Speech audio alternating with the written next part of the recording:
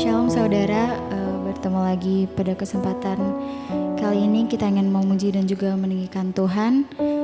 Sebelum kita memulai ibadah kita, mari kita bersatu dalam doa. Allah Bapa di dalam kerajaan surga, terima kasih Tuhan untuk setiap penyertaan-Mu bagi setiap kami. Kami mengucap syukur untuk berkat-Mu yang boleh kami rasakan. Pada siang hari ini Tuhan, kami datang kepadamu untuk memuji dan juga meninggikan nama-Mu. Datanglah dan hadirlah di penyembahan kami Tuhan. Engkau tunjukkan kasih setia-Mu dalam hidup kami. Engkau juga yang telah menyediakan apapun yang kami perlu Tuhan. Mari kita naikkan pujian ini. Engkau tunjukkan kasih setia-Mu.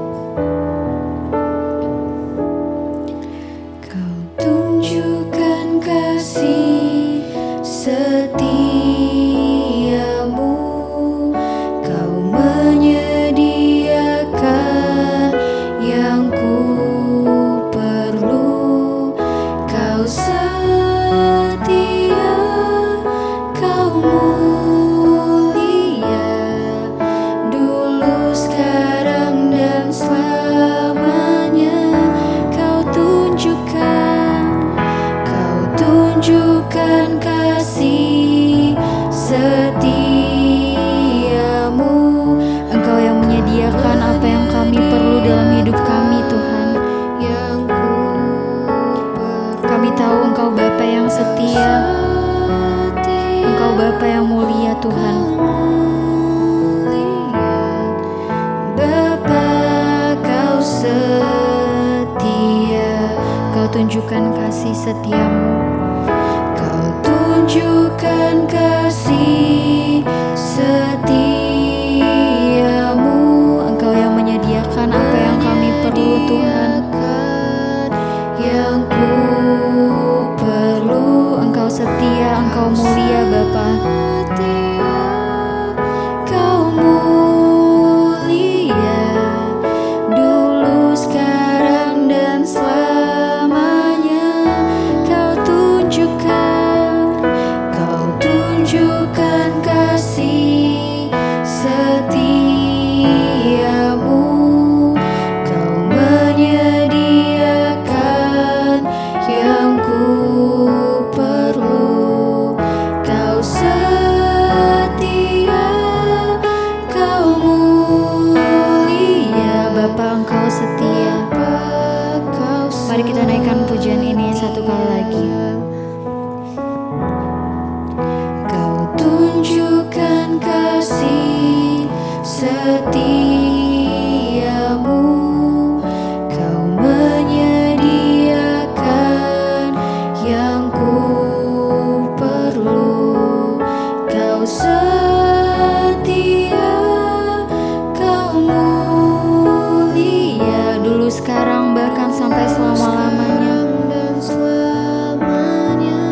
Kau tunjukkan kasih setiamu. Kau menyediakan yang ku perlu. Kau setia, kau mulia. Bapa, Kau setia.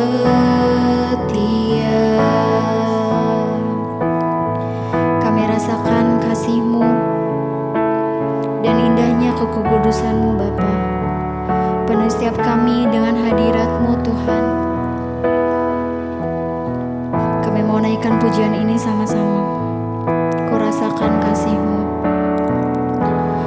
Ku rasakan kasih-Mu Dan indahnya kekudusan-Mu. dan indahnya kekudusan-Mu. Penuhi dengan kasih-Mu. Kami mau diam di hadirat-Mu Bapa. Diam di hadirat-Mu. Ku mengangkat tanganku.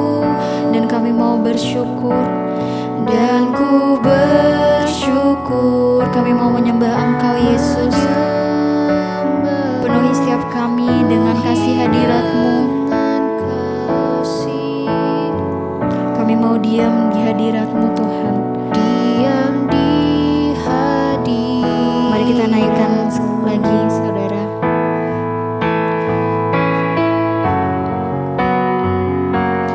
Ku rasakan kasih-Mu, Kami rasakan kasih-Mu dan indahnya kekudusan-Mu.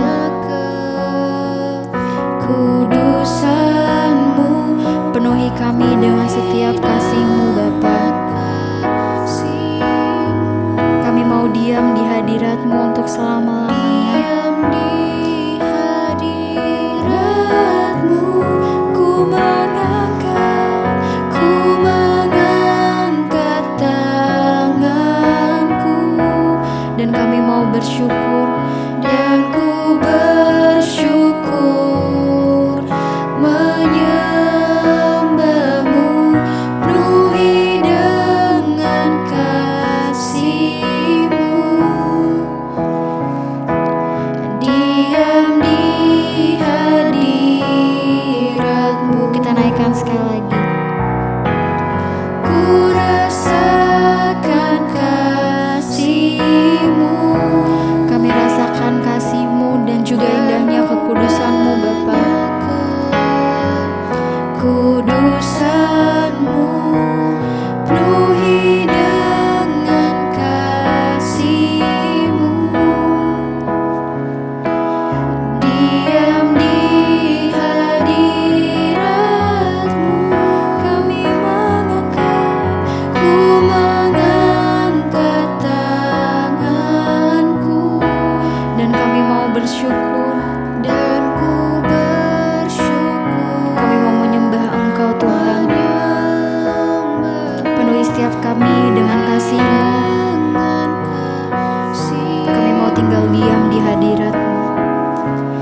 Diam di hadirat-Mu,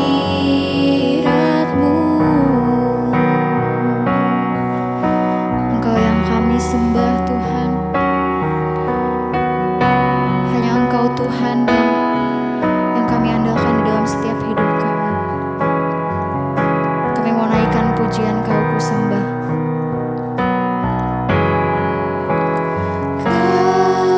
ku sembah, Engkau kami sembah Tuhan. ku sembah,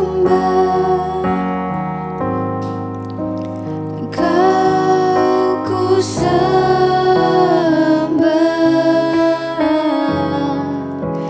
oh Tuhan.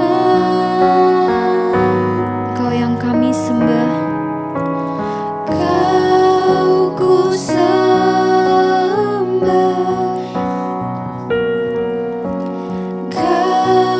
ku sembah, Engkau yang kami sembah dalam hidup kami. ku sembah, Engkau Tuhan dan Raja kami. oh Tuhan.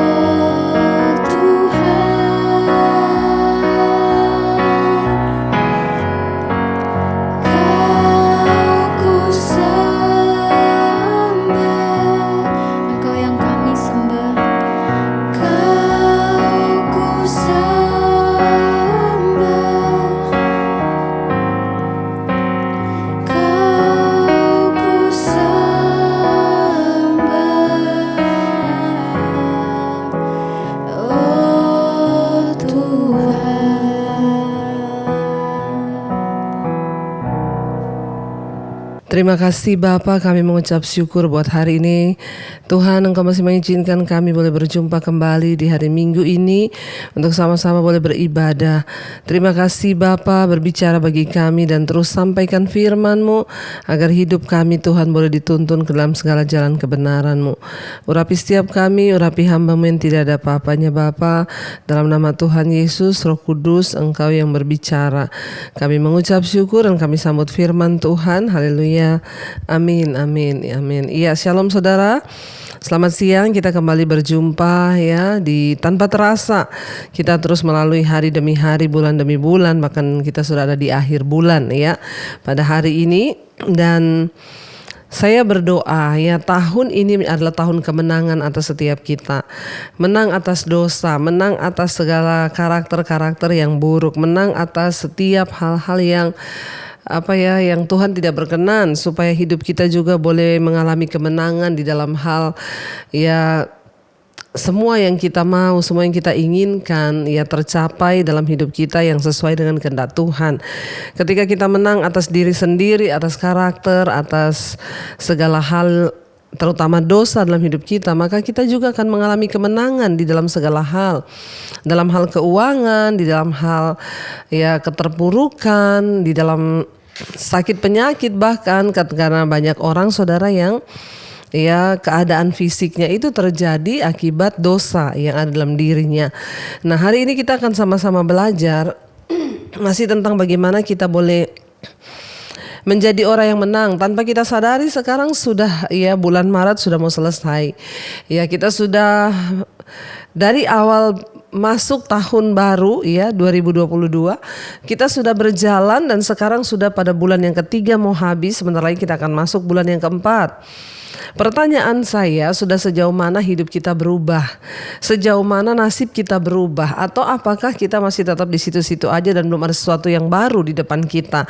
Saudara, orang yang berjalan bersama dengan Tuhan ya akan melihat ada begitu banyak hal baru yang akan Tuhan kerjakan di dalam hidupnya. Jangan mau tinggal tetap dalam keadaanmu saudara, tapi mintalah agar Tuhan terus bekerja supaya kita bisa mengalami kemenangan demi kemenangan ketika kita mau taat. Nah, salah satu kegagalan dari ada banyak orang Kristen adalah mereka tidak bijaksana di dalam menjalani hidup, saudara ya. Dan salah satu kunci kemenangan adalah bagaimana kita hidup dalam kebijaksanaan, punya sikap yang bijaksana. Hari-hari ini begitu banyak orang datang kepada saya dan bertanya, "Bu, kenapa hidup saya jadi begini?" Saya dulu waktu menikah berdoa loh Bu ya. Saya berdoa minta jodoh yang seiman ya. Tapi apa yang terjadi? Apa yang saya alami sekarang ya? Buktinya saya sudah menikah dengan yang seiman, tapi apa yang saya dapatkan? Rumah tangga saya tidak berbahagia.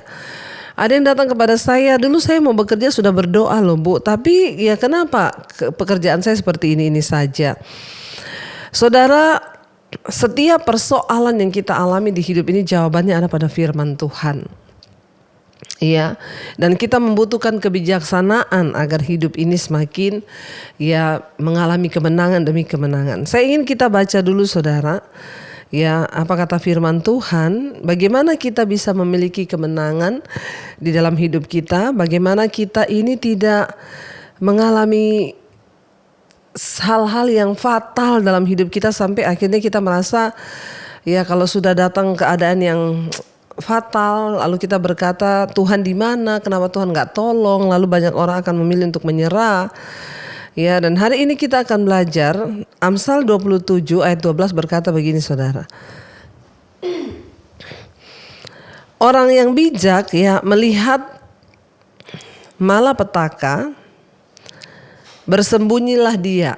Orang bijak melihat ya malapetaka, dikatakan kalau orang bijak melihat malapetaka bersembunyilah ia. Tetapi orang yang tak berpengalaman berjalan terus lalu kena celaka. Ayat ini berkata, kalau orang bijak melihat malapetaka, bersembunyilah dia. Ya, tetapi orang yang tak berpengalaman berjalan terus lalu kena celaka. Ada begitu banyak orang mengalami rancangan kecelakaan di dalam hidupnya. Kenapa saudara? Padahal Alkitab berkata, Tuhan bilang, aku ini tahu rancangan apa yang ada padaku, ya, mengenai kamu, yaitu rancangan kebahagiaan. Aku akan memberikan kepadamu hari depan yang penuh harapan, yang penuh kemenangan. Aku tidak memberikan kepadamu bukanlah rancangan kecelakaan, tapi rancangan yang mendatangkan damai sejahtera. Tapi banyak orang datang dan berkata, tapi Bu, hidup saya ini kayaknya celaka terus. Ayat ini berkata, ya, kalau orang bijak melihat malapetaka, bersembunyilah ia. Tetapi orang yang tak berpengalaman berjalan terus lalu kena celaka. Banyak orang celaka dalam rumah tangga, celaka dalam usaha, celaka dalam berbisnis, celaka semua dalam segala hal. Kenapa? Karena penyebabnya satu, ya, tidak bijaksana, saudara. Untuk bisa memperoleh kemenangan dalam hidup ini, kita harus menjadi orang yang bijak, kata firman Tuhan. Supaya tidak banyak kecelakaan yang kita alami dalam hidup. Ya, jadi kita mengalami kemenangan demi kemenangan. Yuk kita baca bersama bagaimana menjadi orang bijaksana. Mazmur 119 kita baca bersama ayat 98 mulai. Firman Tuhan berkata di sana, perintahmu membuat aku lebih bijaksana daripada musuh-musuhku, sebab selama-lamanya itu ada padaku. Ayat 99, aku lebih berakal budi daripada semua pengajarku, sebab peringatan-peringatanmu kurenungkan. Ayat yang ke-100, aku lebih mengerti daripada orang-orang tua, sebab aku memegang titah-titahmu, ya. 101, terhadap segala jalan kejahatan aku menahan kakiku, supaya aku berpegang pada firman-Mu. Bagaimana kita bisa menjadi orang bijaksana di hidup ini sehingga tidak banyak rancangan kecelakaan, kegagalan yang kita alami? Ya, yang pertama ayat ini berkata, ayat 98, Mazmur 119, perintahmu membuat aku lebih bijaksana daripada musuh-musuhku, sebab selama-lamanya itu ada padaku. Firman Tuhan itu membuat kita bijaksana. Ya, kenapa di sini dikatakan dari musuh-musuhku? Saudara, dalam hidup ini ada banyak orang yang ingin menjatuhkan kita. Dalam hidup ini ada banyak musuh, kita mau atau tidak, kita suka atau tidak. Bahkan mungkin orang yang dekat dengan kita pun akan menjadi musuh kita diam-diam. Ya, tapi itu ya sudahlah, ya itu urusannya memang ya seperti ini. Yang penting bagian kita tuh apa, saudara? Seringkali kita tidak kepengen bermusuhan, ya, tetapi Alkitab bilang ya akan ada musuh. Musuhnya siapa? Kadang teman sekerja, musuhnya siapa ya? Orang teman gereja, musuhnya siapa? Kadang ya keluarga sendiri, bahkan bisa menjadi musuh kita. Ya, kita yang penting tidak mencari musuh, saudara, tetapi memang akan ada musuh.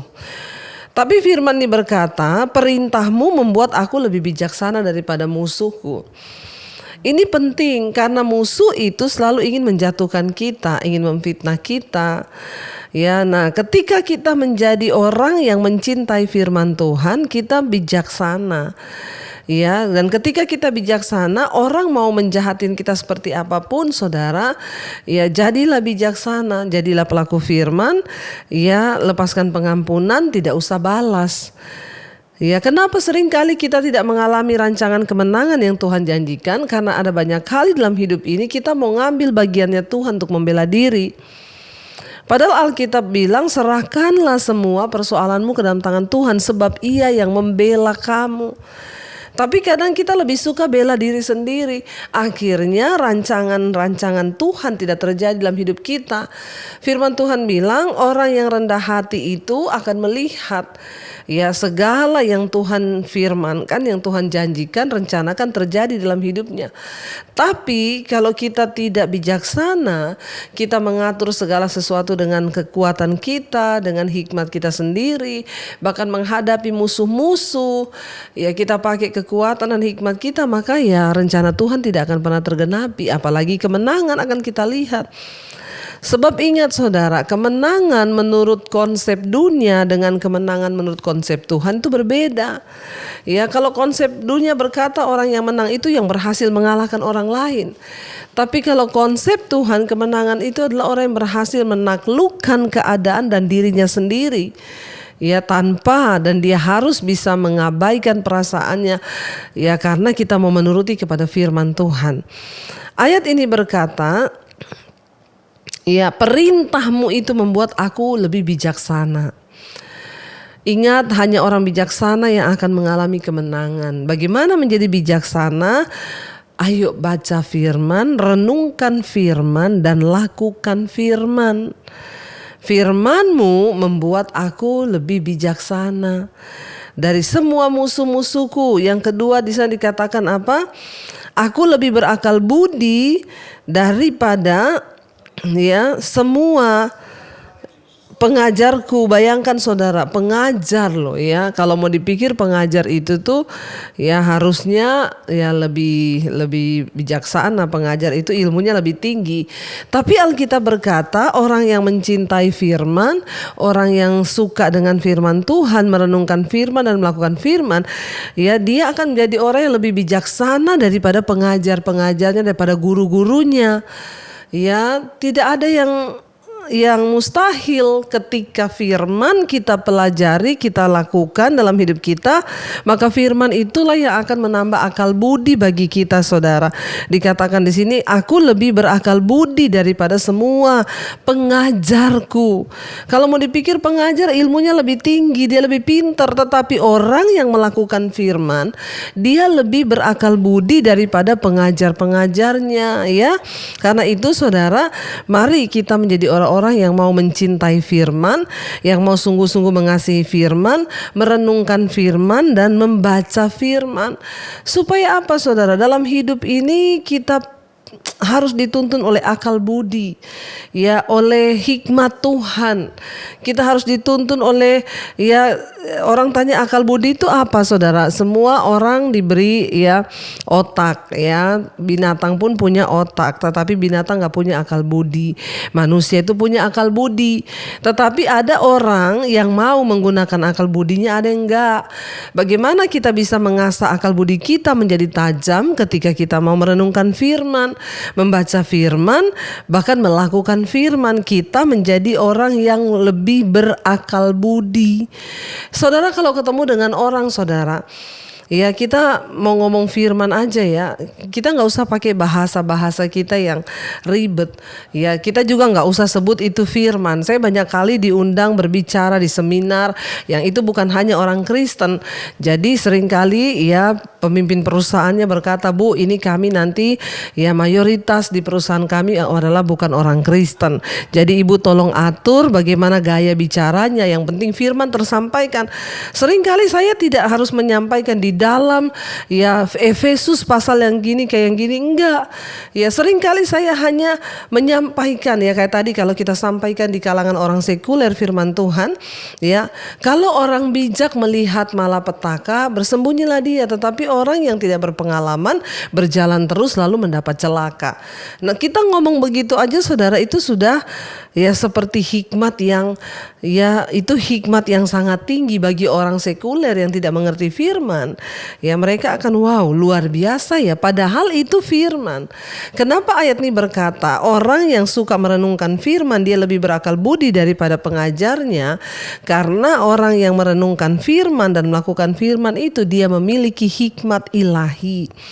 Dan firman itu melampaui segala ilmu yang ada di dalam dunia ini. Karena itu rajin baca firman, terutama bagi saudara anak-anak muda, remaja, hidupmu tuh masih panjang.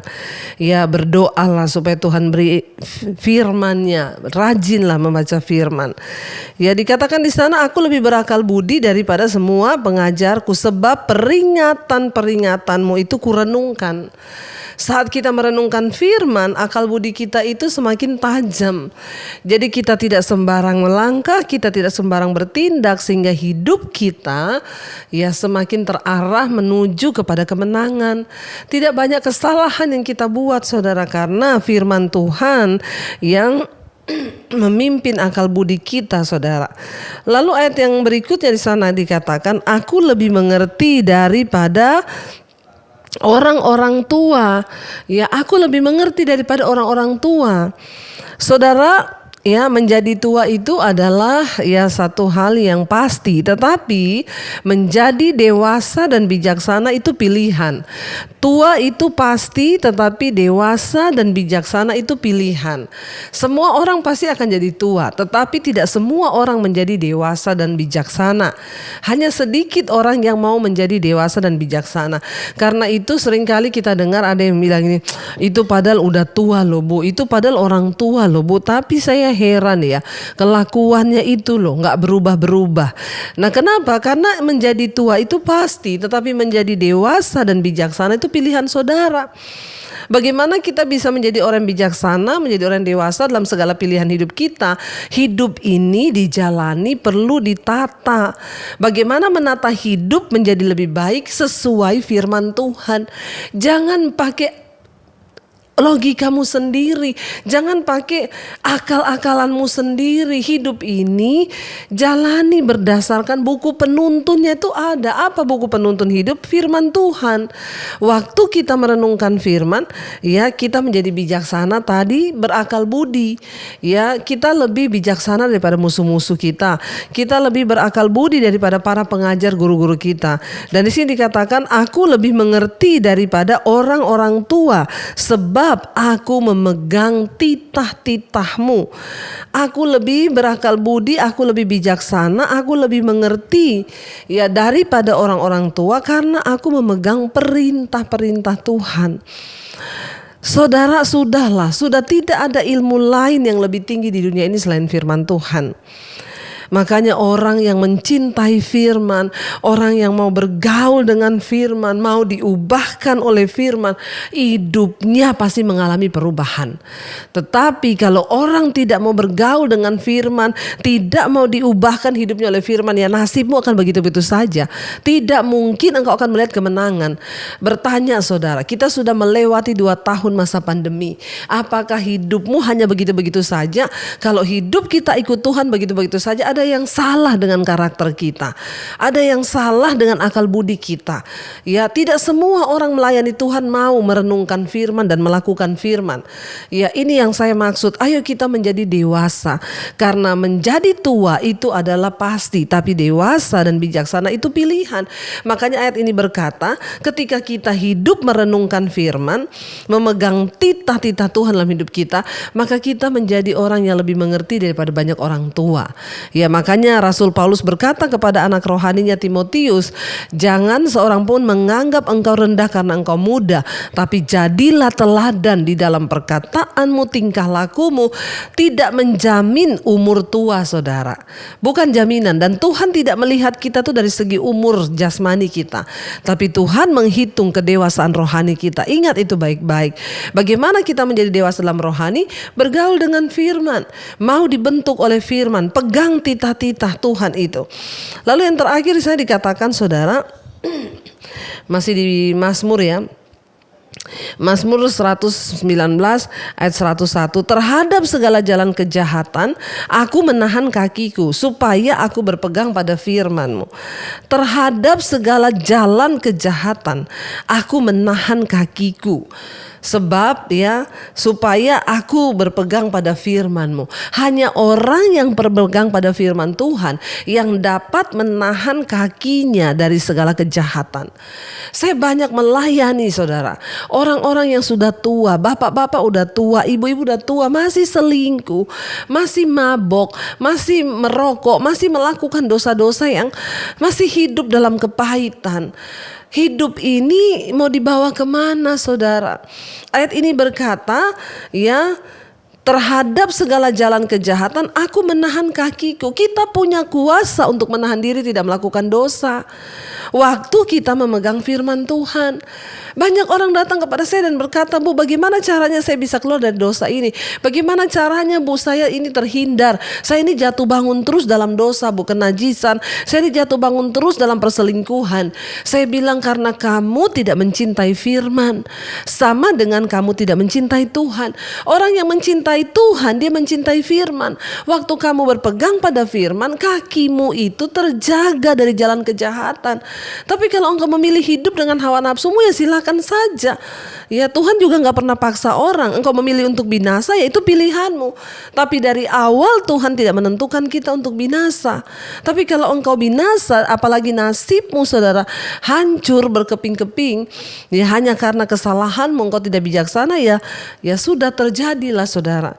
Hari ini kita sama-sama belajar terhadap segala jalan, ya aku menahan, terhadap segala jalan kejahatan, ya aku menahan kakiku supaya aku berpegang pada firman-Mu. Mari saudara, kita bisa dan punya kuasa untuk menahan diri dari kejahatan. Jangan melangkah kepada jalan kejahatan. Kita punya kepekaan untuk membedakan mana yang jahat, mana yang tidak. Kita punya kepekaan untuk memilih mana dosa, mana bukan. Ayo kita sungguh-sungguh hidup mengasihi Tuhan dengan hidup dalam kekudusan hari-hari ini. Supaya apa? Engkau kita melihat saudara bagaimana Tuhan itu sanggup untuk melakukan segala perkara.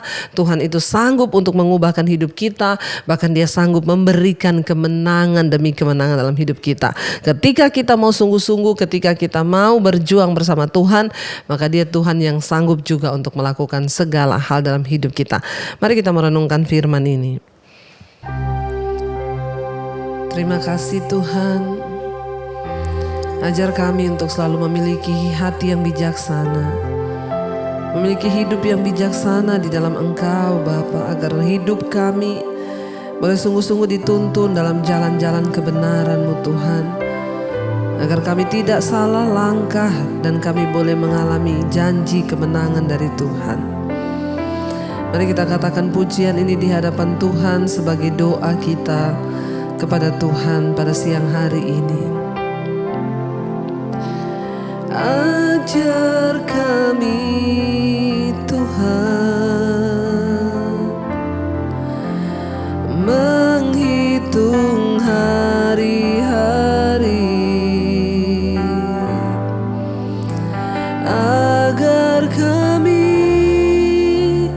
beroleh hati bijaksana.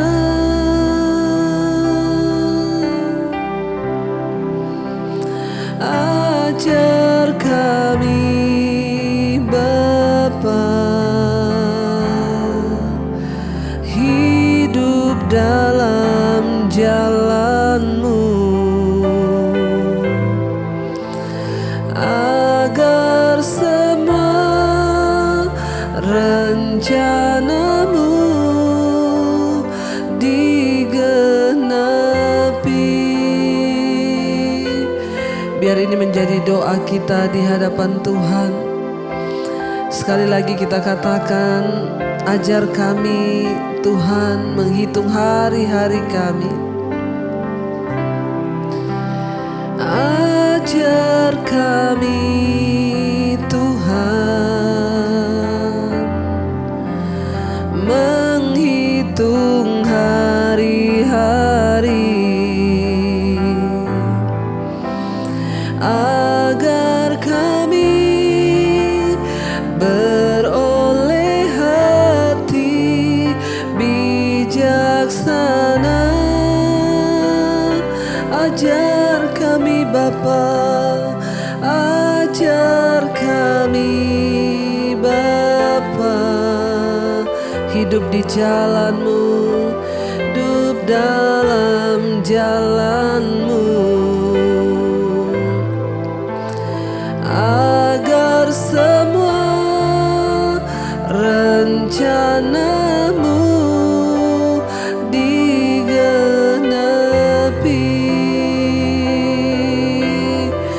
Oh, genapi rencana-Mu Tuhan. Kami tahu Tuhan punya rencana yang indah atas kehidupan setiap kami. Kami tahu rancangan Tuhan bukan rancangan kecelakaan, tetapi hari depan yang penuh dengan harapan.